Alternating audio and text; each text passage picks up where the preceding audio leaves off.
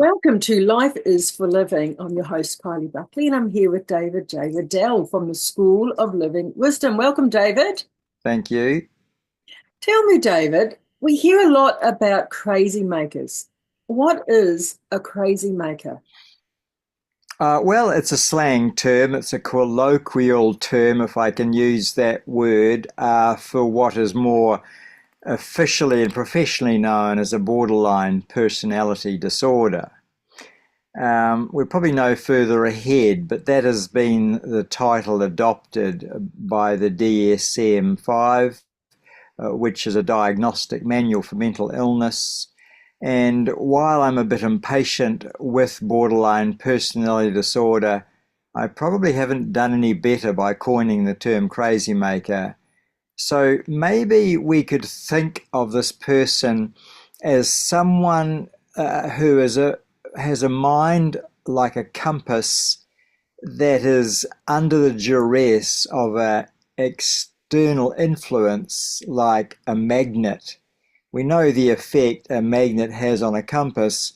In the Mhm. same way, if someone has a single agenda overarching in their life, a meta agenda, you might say, then it's very hard for them to think straight and to think rationally and lucidly.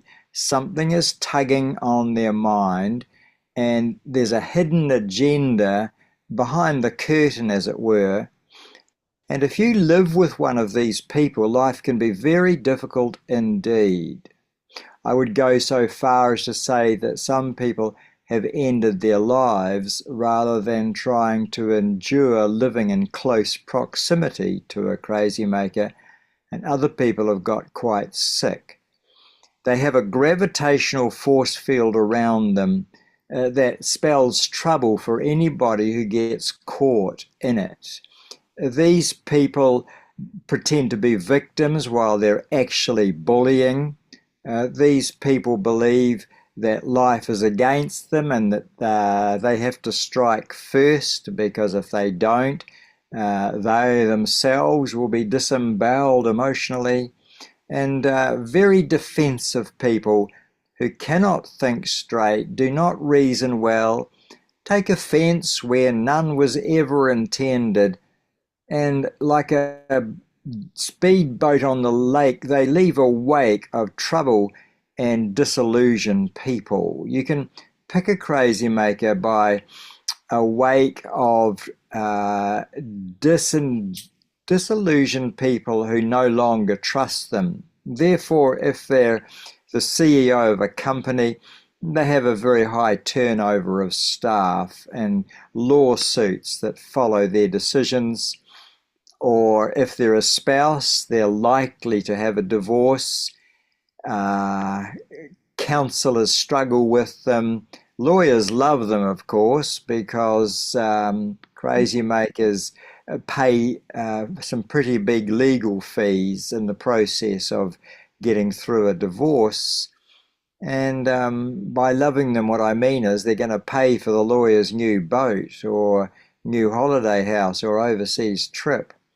And if you marry one or you work in close proximity to one, you're really going to need some reinforcement, some reassurance, some counseling help to keep yourself on the straight and level. As I say, the emotional tug is like the gravitational pull of the sun. It grips and it holds people in its orbit. And so I do spend as a counsellor a lot of time not so much counselling the crazy makers. They are not known for their love of truth or their love of mental health or their love of personal growth, but really helping the people who love them, who are being verbally abused, emotionally abused, and sometimes physically abused for their trouble. If you fall in love with, if you marry, if you work for a crazy maker, you're in for a pretty torrid time. And it's my uh, destiny, I think, to help these people stay upright while continuing to conduct themselves as a dignified spouse or partner or mother or father in the family. Is that same as like narcissism? Yes, yes, very closely related. But whereas everybody can be a little bit narcissistic from time to time, this really is a personality disorder. In other words, it's always all about me. And so sociopath comes to mind, uh, self obsessed comes to mind. I'm reminded of one crazy maker who was sent to prison from court, and the sobbing mother of the woman that he had attacked and raped and abused was sitting in the guest area crying. And this bloke cried out, "What are you sobbing for? I'm the one that has to go to prison for the next 10 years." There's just a complete inability to really grasp the implications for other people. And the reason for that, I think, is because this unfortunate person has been in survival mode for most of their life. You know, ever since basic trust was lost through childhood, divorce of parents, through abandonment, through abuse of physical or sexual or emotional, they've been trying to keep their own head above water. And you know, I've never drowned, but I've had a couple of close encounters. And I got to tell you, when I was really struggling to keep my own head above water, I wasn't thinking about the well being of the people who were trying to help me. You're in panic mode. And I think that the borderline personality disorder is really in low grade panic most of the time. And as a result, they misperceive and they misinterpret. Their own, shall we say, narrative is just not keeping up with the needs of the people around them. Hmm. Do you think that they can be helped if it's sort of found earlier in life, like teenage or young 20s? Well, I maintain that some people love the truth and will grasp it wherever they can, whenever they can, providing the truth is made apparent to them. They will grab it and they will hang on.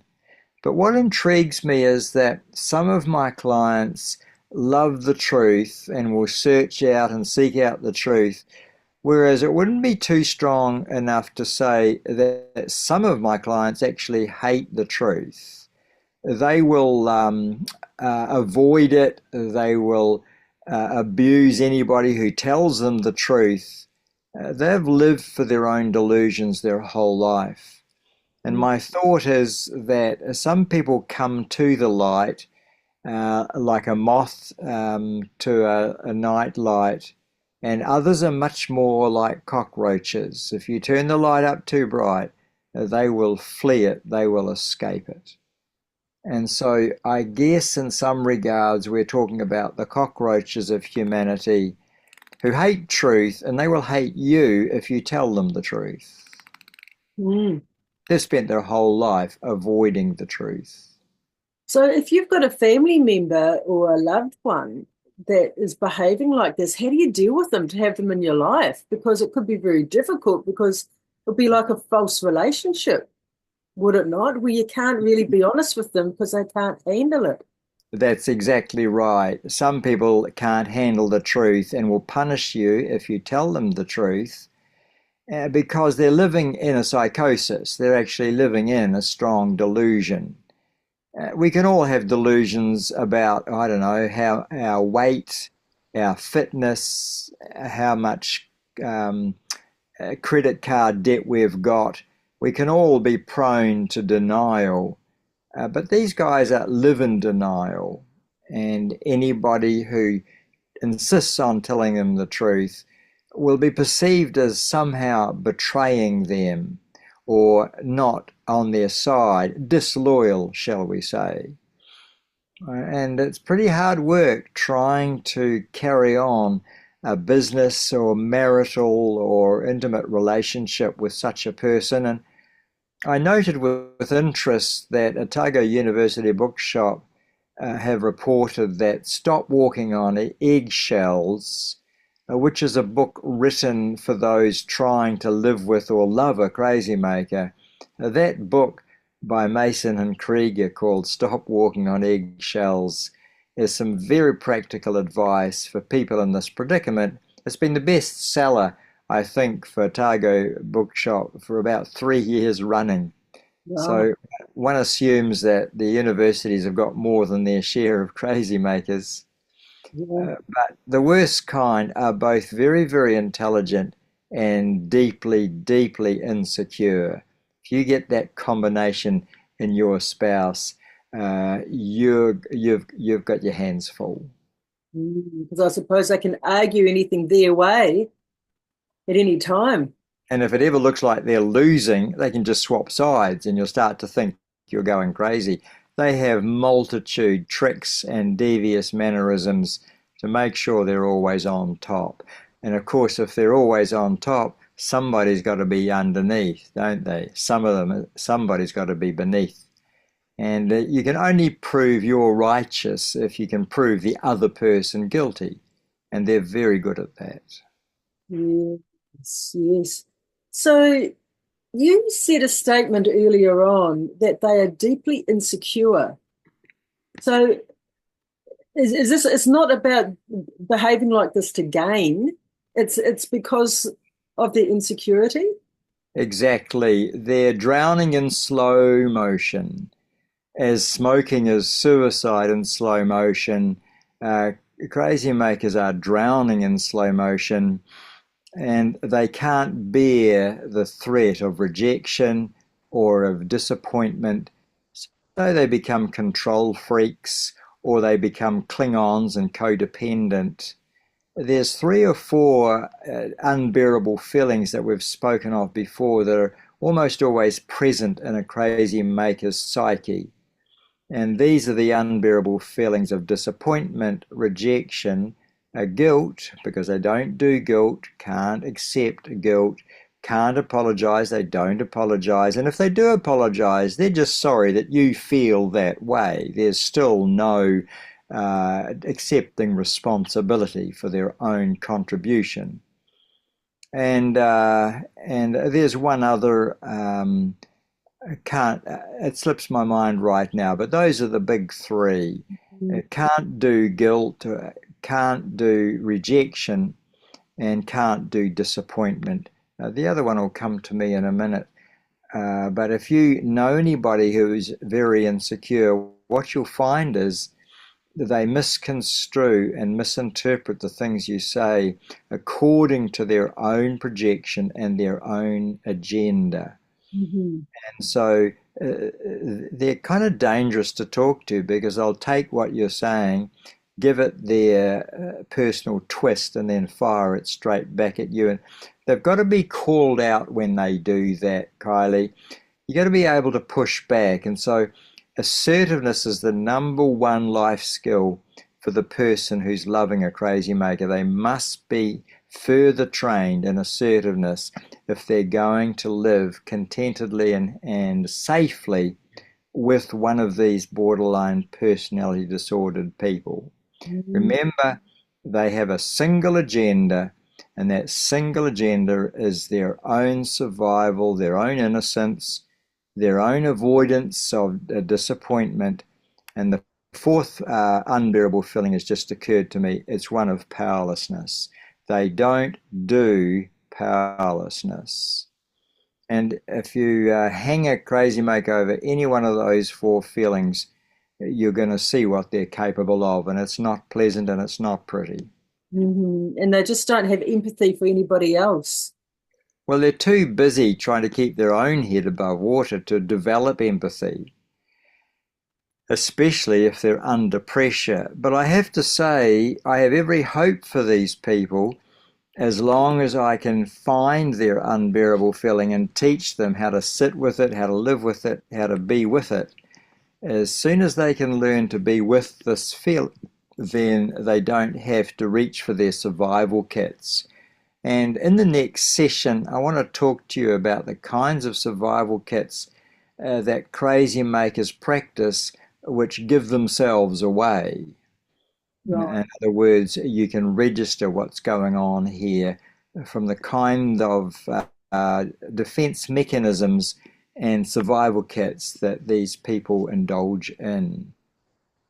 Right. Well, let's do that. Let's call this one then to an end, and we'll talk into our next one then about the survival kits and the different stages of. Yes, we'll refer to this one as the introduction to the subject, the borderline personality disorder, and the next one will be the devices of same. Sounds good. Thank you, David. Always appreciate your wisdom and advice. Thank Thanks, you. guys. Thank you.